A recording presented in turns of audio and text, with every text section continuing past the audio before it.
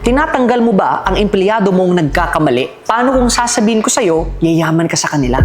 May kwento ko tungkol sa kumpanyang IBM. May executive na nagkamali. Malaki ang epekto. It's a multi-million-dollar loss. Nahiya yung executive. Pumunta siya sa CEO at sinabi niyang, nagkamali ako, resign na ako. At ang sabi ng CEO, nag-invest ako ng milyon-milyon para matutunan mo ang leksyon. Bakit kita papakawalan? Karamihan kasi sa atin, pag may empleyado nagkamali, ang automatic reaction natin ay tanggalin na yan. Pero think of it, kung nagkamali siya ng worth 100,000, anong tawag doon? Tuition fee. Kasi nag-invest ka ng 100,000 para matutunan niya kung anong hindi dapat gawin. Ngayon, pag tinanggal mo siya, sino ang makikinabang sa leksyon? Yung susunod niyang kumpanya. Tama? Hindi ko sinasabing i-tolerate natin yung mga paulit-ulit na nagkakamali. Katangahan yun, okay? Pero kung first time mistake, doon nagkakaroon ng growth. Kaya, yayaman tayo sa kanila. Kasi yung learnings natin bilang negosyante, natutunan na rin nila. At doon nagkakaroon ng team na kaya na mag-think and act like a business owner, which can help scale the business without you.